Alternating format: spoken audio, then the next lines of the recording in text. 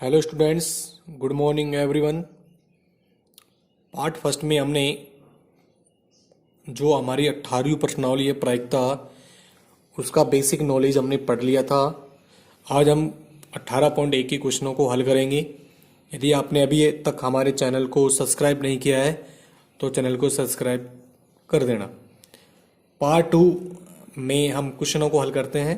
पहला क्वेश्चन 18.1 का, एक पासे को फेंकने पर 4 से बड़ा अंक आने की प्रायिकता ज्ञात कीजिए। देखो, एक पासा है, मैंने आपको उस दिन नोट डाल के लिखवाया था, पार्ट फर्स्ट में मैंने नोट डाल के लिखवाया था कि एक पासे को जब हम एक बार फेंकते हैं तो उसमें कुल परिणाम, तो प्रायिकता के जब भी हम सवाल करेंगे तो सबसे पहले आपको कुल परिणाम निकालना पड़ेगा कि उस सवाल के लिए कुल परिणाम क्या होगा। तो एक पासे को एक बार फेंकने पर कुल परिणाम लिखिए पहले। तो 4 से बड़ा अंक, फिर उसको हम बाद में देखेंगे। तो चूंकि एक पासे को एक बार फेंकने पर एक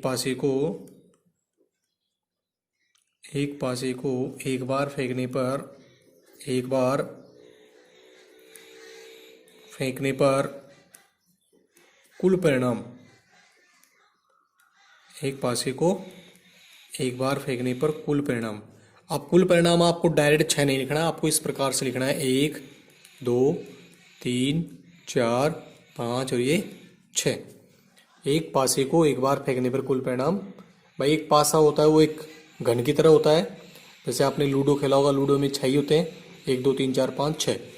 अब इसमें सवाल क्या कर रहा है कि 4 से बड़ा अंक आने की प्रायिकता। तो 4 से बड़ा, तो इसमें आपको ये देखना है कि 4 से बड़े कितने अंक, इसमें 5 और 6 हैं। तो ये इसका क्या हो गया, अनुकूल परिणाम हो गया। क्या हो गया, अनुकूल परिणाम। 4 से बड़ा अंक, 4 से बड़ा अंक आने के, 4 से बड़ा अंक आने के अनुकूल परिणाम।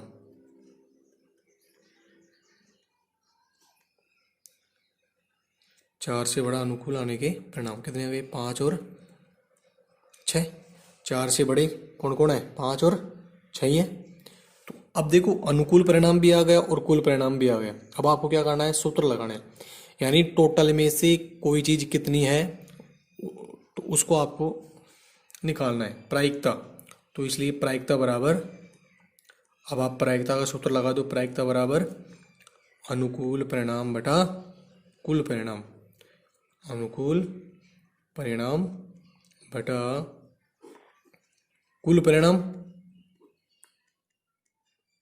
भाई, 4 से बड़े कितने अंक है इसमें, 2। कितने आ रहे हैं, 1 और 2, 2। कुल परिणाम कितना हमारे पास, 6। तो ये हो जाएगा 2 एकम 2, 2 तिया 6। तो इसका उत्तर क्या आ गया, 1/3 आपका क्या आ गया, आंसर आ गया। प्रायिकता का उत्तर कभी भी 1 से बड़ा नहीं आएगा, ध्यान रखना। नीचे बड़ी संख्या आएगी, ऊपर छोटी संख्या आएगी, तो समझ लेना उत्तर सही है। ऊपर 3 आ गया, नीचे 1 आ गया तो उत्तर गलत है। मैंने आपको लिखवाया था कि जो प्रायिकता की जो सीमा होती है वो कभी भी 1 से बड़ी नहीं होती है। 0 हो सकती है, 1 हो सकती है, और 1 के बीच में, 0 और 1 के बीच में हो सकता है। तो ये आपका पहला क्वेश्चन हो गया। अब देखिए, इसी क्वेश्चन से आपके 3 क्वेश्चन और बन सकते हैं। अब वो 3 क्वेश्चन क्या बन सकते हैं, एक पासे को फेंकने पर विषम संख्या आने की प्रायिकता ज्ञात कीजिए। इसी क्वेश्चन में देखिए, एक पासे को फेंकने पर विषम अंक। अब विषम देखो, इसमें क्या क्या है, 1 3 5। विषम संख्या क्या होती है, वे संख्याएं जिनमें 2 का पूरा पूरा भाग नहीं, तो विषम संख्या कहलाती है। तो कितनी होगी, 3 हो, 1 3 5, तो 1 3 5 लिख देंगे हम। तो उसका उत्तर क्या जाएगा, 3/6। दूसरा सवाल, एक पासे को फेंकने पर सम संख्या आने की प्रायिकता। अब सम क्या क्या है इसमें, 2 4 6, कितने हो गए, 3, 3/6, 1/2। क्वेश्चन इस प्रकार से भी आ सकता है, एक पासे को फेंकने पर अभाज्य संख्या आने की प्रायिकता। एक अभाज्य संख्या नहीं होती है, क्योंकि एक का भाग सभी में जाता है। तो 2 अभाज्य संख्या होती है, 2 का भाग 2 में ही जाता है। 3 भी अभाज्य संख्या है, 4 अभाज्य संख्या नहीं है, क्योंकि 4 में किसका भाग जा रहा है, 2 का। 5 अभाज्य संख्या है, 6 अभाज्य संख्या नहीं है, क्योंकि इसमें 2 और 3 का भाग जा रहा है। तो इस क्वेश्चन से 3 क्वेश्चन और हो गए। तो इसमें भी अभाज्य संख्या कितनी होती है, 3। एक पासे को एक बार फेंकने पर अभाज्य संख्या कितनी होती है, 3। 3/6, उसका भी कितना जाएगा, 1/2। ठीक है। तो ये आपका क्वेश्चन नंबर पहला हो गया, और इस क्वेश्चन से आपके 3 क्वेश्चन और हो गई। क्वेश्चन नंबर दूसरा है, एक सिक्के को दो बार उछाला जाता है। एक सिक्के को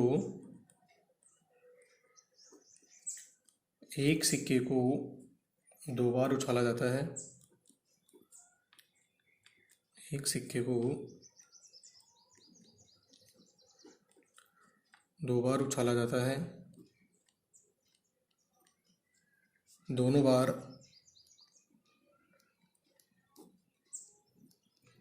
बार चित आने की प्रायिकता ज्ञात कीजिए।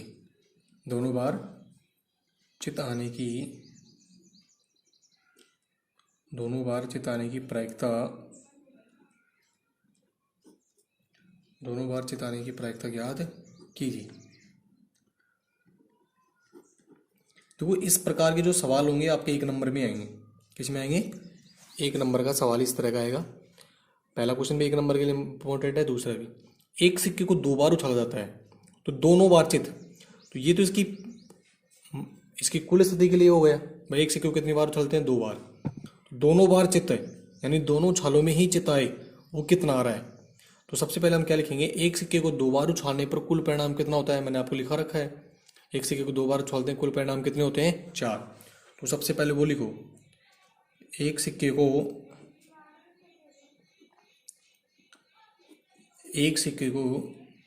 दो बार उछालने पर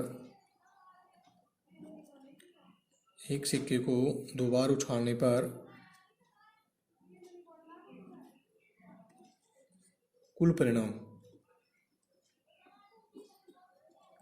एक सिक्के को हम दो बार उछालेंगे, जैसे हम जानते हैं कि एक सिक्के में दो ही चीज़ हो सकती है। जैसे हम कोई भी सिक्का उछालते हैं, उसमें एच और उसमें क्या होता है? टी। भाई एक सिक्का होता है, सिक्के में दो ही चीज़ होती हैं, या तो हेड होता है या टेल होता है। जब हम उसको एक बार उछालते हैं तो दो कंडीशन हो सकती है। जब हम उसको दो बार उछालेंगे, 2 की घात 2 आएगा, बराबर कितना आएगा? 4। अब आपको भी 4 कंडीशन लिखनी है। जैसे मैंने एक सिक्के को उछाला, दोनों एच भी आ सकते हैं। भाई 2 बार उछाल रहे हैं तो एक साथ आ गए। पहली बार उछाला एच आ गया, दूसरी बार उछाला तो भी क्या आ सकता है? एच। या फिर ऐसे हो सकता है एक एच आ जाए और एक क्या आ जाए? टेल। 2 उछाले, एक उछाल में एच आ जाए, दूसरे उछाल में क्या आ जाए? टी आ जाए। ये संभावना हो सकती है, ये पहले टी आ जाए बाद में क्या आ जाए? एच, या फिर दोनों क्या आ जाए? टेल आ जाए। तो ये इसके 4 हो गए। आपको परीक्षा में ये लिखना है, ध्यान रखना, double H, H T, T H, double T. अब क्वेश्चन क्या पूछा अपने से? दोनों बार चित आने की प्रायिकता ज्ञात कीजिए। तो यह आपका अनुकूल परिणाम हो जाएगा। दोनों बार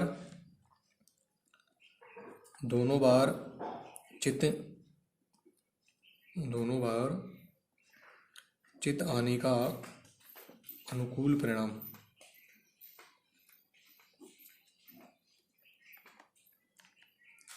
अब आपको ये देखना है कि जो आपके पास ये 4 कंडीशन है, इनमें दोनों में चित, इन दोनों छालों में चित कहाँ पर आ रहा है? देखो ये यही आ रहा है, तो ये क्या हो गया? आपका अनुकूल परिणाम हो गया। इसको बोलते हैं चित्त। हेड को क्या बोलते हैं? हिंदी में चित्त, और इसको टी को क्या बोलते हैं? पट, टेल। ठीक है भाई। तो एक बार आ रहा है तो इसलिए प्रायिकता, अनुकूल परिणाम भी आ गया और कुल परिणाम भी आ गया। अब आपको क्या करना है? सूत्र लगाना है। तो इसलिए प्रायिकता बराबर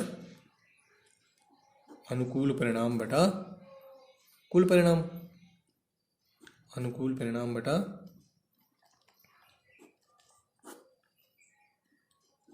कुल परिणाम। अब इसका अनुकूल परिणाम कितना है? 1। टोटल कंडीशन कितनी है? 1/4। यदि यहाँ पर कटता है तो काट देना, नहीं कटे तो इसको ऐसे कैसे छोड़ देना। यही आपका क्या आ गया? आंसर आ गया। अब इस जैसे ये सवाल परीक्षा में ऐसे आ जाए, एक सिक्के को दो बार उछाला जाता है, दोनों बार पटाने की प्रायिकता, तो दोनों बार पटाएगा तो यहाँ पर क्या आ जाएगा? डबल टी आ जाएगा। तो इस तो सवाल का उत्तर वही आएगा, 1/4। सवाल थोड़ा सा चेंज हो सकता है, ठीक है। क्वेश्चन नंबर तीसरा है, 1 से 17 तक की प्राकृत 1 से 17 तक की प्राकृत संख्याओं में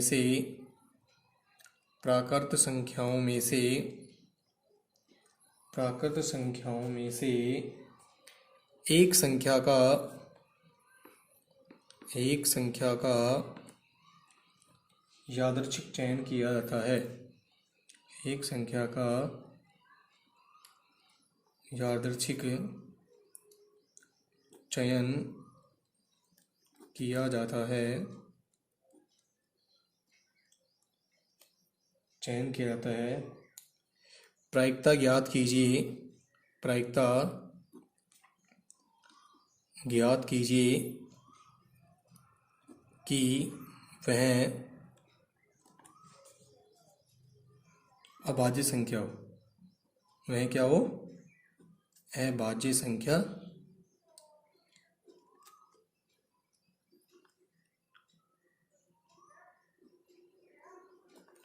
ये आपका क्वेश्चन नंबर कौन सा है, तीसरा। क्वेश्चन क्या कह रहा है कि 1 से 17 तक की प्राकृत संख्याओं में से एक संख्या का यादृच्छिक चयन किया जाता है, प्रायिकता ज्ञात कीजिए कि वह एक अभाज्य संख्या हो।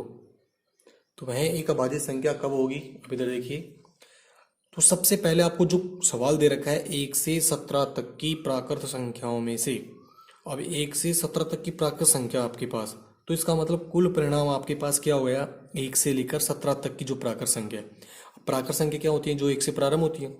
अब 1 से 17 तक की आपके पास प्राकृत संख्या है, तो इसका मतलब कुल परिणाम आपके पास कितना हो गया, 17 हो गया। अब जो 17 तक की जो गिनती है आपकी प्राकृत संख्या है, उनमें से आपको क्या निकालना है, प्रायिकता ज्ञात कीजिए कि वह एक अभाज्य संख्या हो।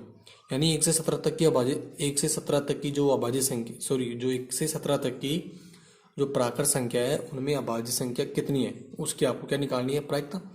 तो सबसे पहले हम क्या करेंगे, चूंकि 1 से 17 तक की प्राकृत संख्याओं का कुल परिणाम, 1 से 17 तक की प्राकृत संख्याओं का, 1 से 17 तक की प्राकृत संख्याओं का कुल परिणाम कितने होंगे, 17 देंगे, 17 हो जाएगा।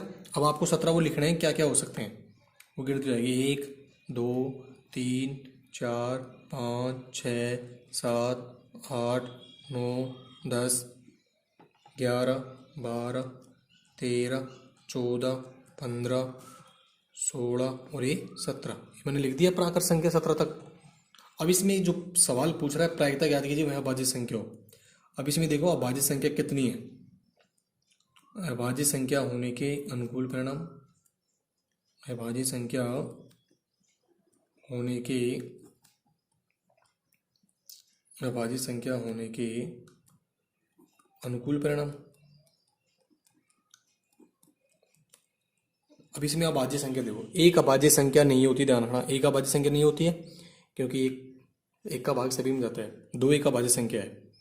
3 भी क्या होती है, अभाज्य संख्या। अभाज्य संख्या क्या होती है, वे संख्याएं जिसमें केवल खुद का स्वयं का ही भाग जाता है।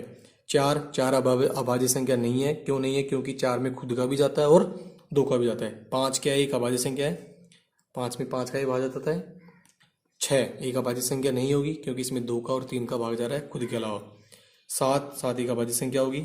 8 ये भी अभाज्य संख्या नहीं है क्योंकि इसमें 2 और 4 का भाग जा रहा है। 9 भी अभाज्य संख्या नहीं होगी क्योंकि इसमें 3 का भाग जा रहा है। 10 भी नहीं होगी क्योंकि इसमें 2 और 5 का भाग जा रहा है। 11 12 में भी नहीं है। 13 14 में 2 का भाग जा रहा है। 15 में 3 का जा रहा है। 16 में 2 का 4 का जा रहा है। 17 तो ये अभाज्य संख्या है। तो अभाज्य संख्या वो होती है, वे संख्या जिसमें केवल एक को छोड़कर और केवल स्वयं का ही भाग जाए वो अभाज्य संख्या कहलाती है। तो इसलिए प्रायिकता सूत्र क्या जाएगा आपका, वही अनुकूल परिणाम बटा कुल परिणाम, अनुकूल परिणाम बटा कुल परिणाम। अनुकूल परिणाम हमारे पास कितने हैं, 1 2 3 4 5 6 7 7 बटा टोटल परिणाम कितने हो गए 17। ये नहीं कटेगा किसी से भी, यही आपका क्या आ गया, आंसर आ गया। ठीक है भाई, तो बिल्कुल सिंपल प्रश्नावली है। आपको ये देखना है कि टोटल में से कितना है, बस प्रायिकता निकाल दो, ऊपर अनुकूल परिणाम लिख दो, नीचे कुल परिणाम लिख दो। ये आपकी क्वेश्चन नंबर 3 हो गई। क्वेश्चन नंबर 4 देखिए, क्वेश्चन नंबर 4 है, एक सिक्के के लगातार, एक सिक्के के लगातार, एक सिक्के के लगातार 3 उछालों में, 3 उछालों में एक सिक्के के लगातार 3 उछालों में एकांतर्त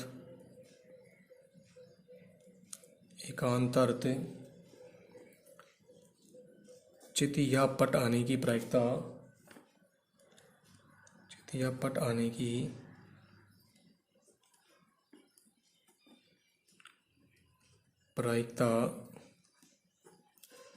ज्ञात कीजिए।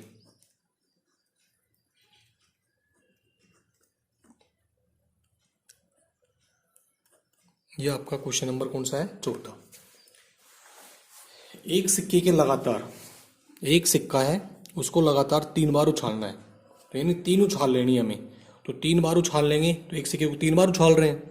अब जब एक सिक्के को 3 बार उछालेंगे तो उसमें कुल परिणाम कितना होगा? आप सबको पता है 8 होता है, 2 की घात 3। भाई 2 तो आता है उसमें हेड और टेल, तो उसको 3 बार उछालेंगे 2 की घात 3 बराबर 8 हो जाएगा। अब उसमें आपको क्या करना है? 3 उछालों में एकांतर्त चित। एकांतर्त का मतलब हो गया लगातार।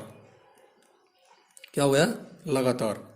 लगातार चित, यानी चितो या पट या फिर पटो, उनकी प्रायिकता आपको निकालनी है। तो कोई भी सवाल कल हम हल करेंगे, सबसे पहले उसका कुल परिणाम निकालेंगे। एक सिक्के के 3 उछालों में कुल परिणाम, एक सिक्के को कितनी बार उछाल रहे हैं हम? 3 बार। तो एक सिक्के को 3 बार उछालने पर, एक सिक्के को 3 बार उछालने पर कुल परिणाम 2 की घात 3। 2 क्यों लिखा? क्योंकि 2 ही आती है सिक्के में, 3 बार उछाल 3, 2 की घात 3 का मान कितना होता है? 8। अब 8 कंडीशन लिख दो आप। मैंने आपको उसमें भी सिखाया था, पार्ट फर्स्ट में भी मैंने आपको सिखाया था। एच एच, भाई तीनों एच आ सकते हैं, 2 एच टी हो सकता है, एच टी एच हो सकता है, एच डबल टी हो सकता है।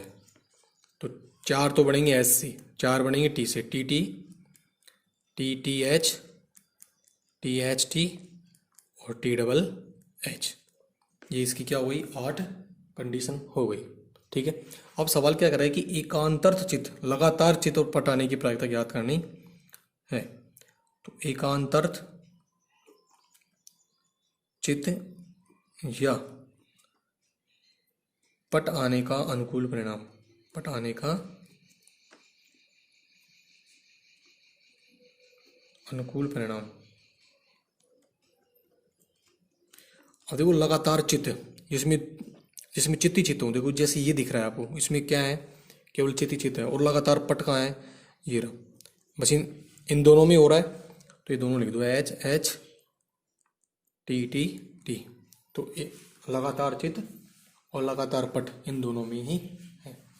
तो इसलिए प्रायिकता बराबर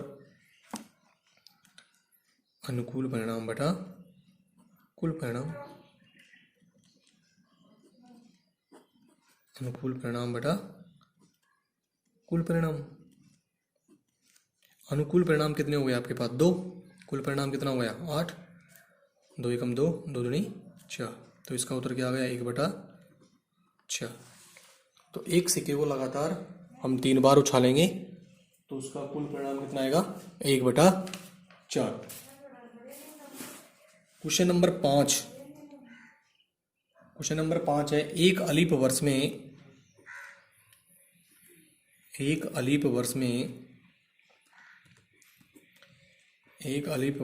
केवल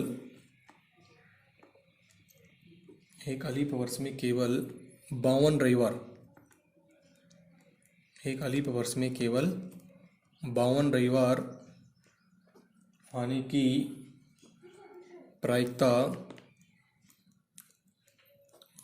प्रायिकता ज्ञात कीजिए। आने की प्रायिकता ज्ञात कीजिए। क्वेश्चन नंबर 5, एक अलीप वर्ष। तो देखो 2 होते हैं, एक तो अलीप होता है और एक लीप होता है। तो अलीप वर्ष में तो क्या होता है? 365 दिन होते हैं, और लीप वर्ष में क्या होता है? 366 दिन होते हैं एक वर्ष में। अलीप वर्ष में जो फरवरी होती है आपकी 28 दिन की आती है, और जो लीप वर्ष होता है उसमें जो फरवरी आती है 29 दिन की आती है। दूसरी बात, जिस वर्ष में 4 का पूरा भाग जाता है उसमें 29 दिन की फरवरी आती है, जिसमें 4 का पूरा भाग नहीं जाता है उसमें फरवरी 28 दिन की आती है। यानी 4 साल के बाद लीप वर्ष आता है, हर 4 साल के बाद। जैसे 2020 में आया, अब 2024 में लीप वर्ष आएगा जिसमें 29 दिन की क्या आएगी, फरवरी आएगी। तो एक अलीप वर्ष, तो उसमें आपको क्या कर रहा है, एक अलीप वर्ष में केवल 52 रविवार आने की प्रायिकता ज्ञात कीजिए। अलीप वर्ष में 52 रविवार, तो सबसे पहले मैं यहाँ पर लिख रहा हूँ, तो पहले हम क्या करेंगे, सप्ताह निकालेंगे। तो चूंकि एक अलीप वर्ष में कितने दिन होते हैं, 365 दिन। एक अलीप वर्ष में कुल दिन, एक अलीप वर्ष में कुल दिन होते हैं 365। कितने होते हैं, 365 दिन होते हैं। अब हम क्या निकालेंगे, सप्ताह भाई, क्योंकि सप्ताह के अनुसार होते हैं, सप्ताह निकाल लो। अब सप्ताह निकालेंगे, सप्ताह निकालने के लिए हम क्या करेंगे, 365 में कितने का भाग दे देंगे, 7 का। 7 का भाग देंगे, 7 पंचू 35, एक बचेगा 15, 7 दूनी 14 और एक बच जाएगा। तो 52 सप्ताह और एक दिन बच जाता है, एक दिन शेष, एक दिन। 52 सप्ताह, ध्यान रखना, अलीप वर्ष में 52, एक वर्ष में 52 सप्ताह होते हैं।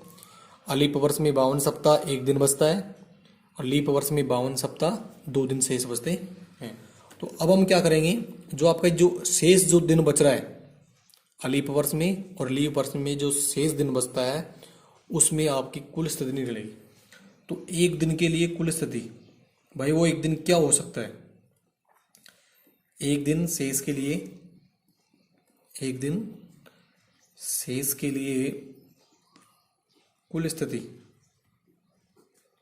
कुल स्थिति या कुल परिणाम एक ही बात है। अब देखो, जो वो एक दिन बच रहा है, जैसे 30 दिसंबर हुआ है, 31 दिसंबर है, वो आपका कुछ भी हो सकता है। जैसे 7 रविवार होते हैं, 7 आपके वार होते हैं, उनमें रविवार भी हो सकता है, यानी लास्ट का दिन रविवार भी हो सकता है। ये कंडीशन हो गई, यानी संभव है कि अब वो एक दिन जो बच रहा है वो रविवार भी हो सकता है, सोमवार भी हो सकता है, मंगलवार भी हो सकता है, बुधवार भी हो सकता है, गुरुवार भी हो सकता है, शुक्रवार भी हो सकता है और शनिवार भी हो सकता है। तो इस प्रकार से जो एक दिन जो शेष बच रहा है, इस प्रकार के सवालों में जो एक दिन शेष बचेगा उसके लिए आपको क्या निकलेगी, कुल स्थिति। लीप वर्ष में 2 दिन शेष बचते हैं, 2 दिन के लिए कुल स्थिति निकलेगी। अब देखिए सवाल क्या कह रहा है हमारा, सवाल हमारा ये कह रहा है कि 52 रविवार आने की प्रायिकता ज्ञात कीजिए। 52 रविवार, अब आप दिमाग लगाइए कि 52 सप्ताह यहाँ से ऑलरेडी हो चुके हैं, तो 52 सप्ताह में 52 रविवार तो होंगे, बिल्कुल होंगे भाई, 52 सप्ताह में 52 रविवार होंगे। तो इसका मतलब जो एक दिन जो शेष बच रहा है, उस एक दिन में रविवार नहीं आना चाहिए। यदि आपको 52 रविवार ही लेने हैं, 52 सप्ताह में 52 रविवार हो गए, अब आपको 52 ही रविवार निकालने की प्रायिकता निकालनी है। जो एक दिन जो शेष बच रहा है उसमें रविवार नहीं आना चाहिए। यदि रविवार नहीं आएगा, जैसे रविवार नहीं आया, सोमवार आ गया, मंगलवार आ गया, जो लास्ट का दिन है इसको दबा दो, सोमवार, मंगलवार, बुधवार, गुरुवार, शुक्रवार, शनिवार, यदि ये नहीं आई, जो एक दिन शेष बच रहा है, तो उस वर्ष में क्या रहेगा, 52 रविवार रहेंगे। तो इसका मतलब उसके लिए अनुकूल स्थिति कितनी हो गई, 6 हो गई, 1 2 3 4 5 6। यदि इन 6 में, ये 6 में से कोई सा भी आ जाए, तो फिर आपका उस वर्ष में क्या होगा, 52 ही रविवार आएंगे। यदि ये सवाल ऐसे पूछता है कि एक अलीप वर्ष में केवल, एक अलीप वर्ष में 53 रविवार, तो 53वां रविवार लेते, तो उसके लिए देखो उस कंडीशन कितनी हो गई, 1 हो गई, 1 आ रहा है कितने में से, 7 में से। तो देखिए 52 सप्ताह में 52 रविवार निकालने हैं, तो 52 सप्ताह में 52 रविवार आ चुके हैं। जो एक दिन शेष बच रहा है उसमें रविवार नहीं लेना है बस, ये बाकी 6 कंडीशन में रविवार नहीं आएगा। तो ये अनुकूल परिणाम हो गया 52 रविवार। रविवार न आने के संभव परिणाम, रविवार न आने के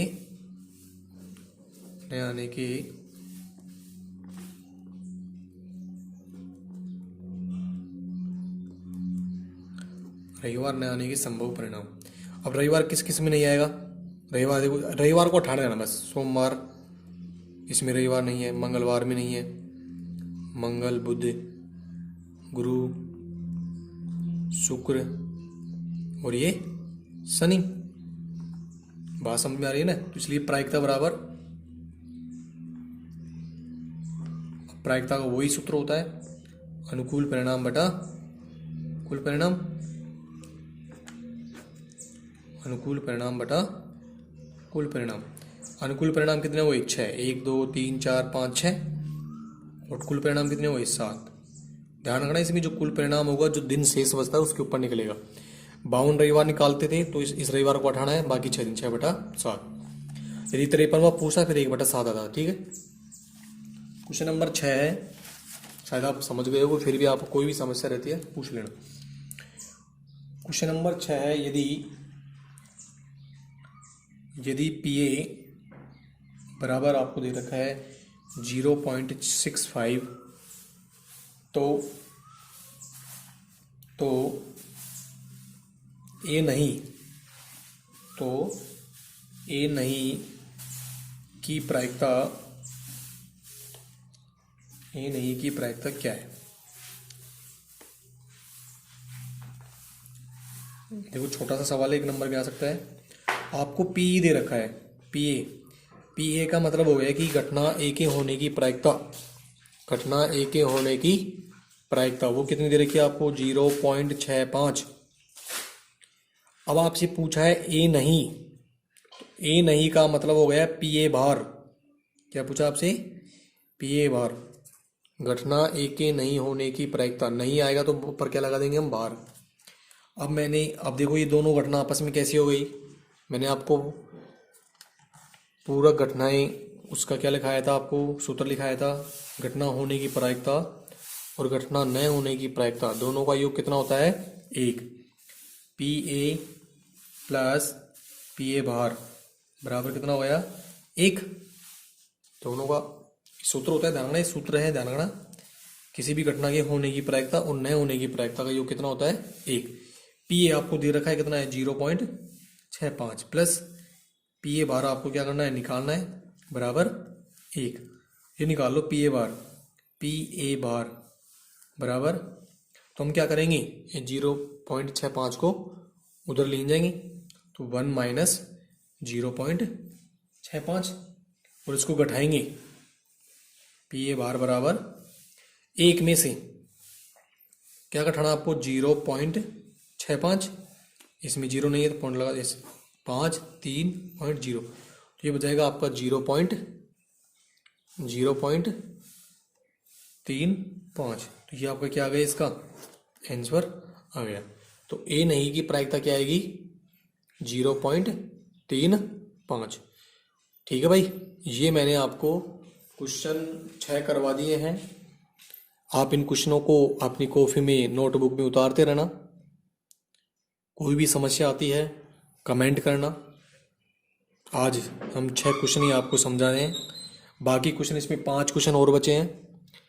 5 क्वेश्चन मैं अगले पार्ट में आपको करवा दूंगा, आप इनको नोटबुक में उतारते रहना। ठीक है भाई, आज के लिए इतना ही, बाकी हम नेक्स्ट क्वेश्चन अगले पार्ट में पढ़ेंगे। Thank you all.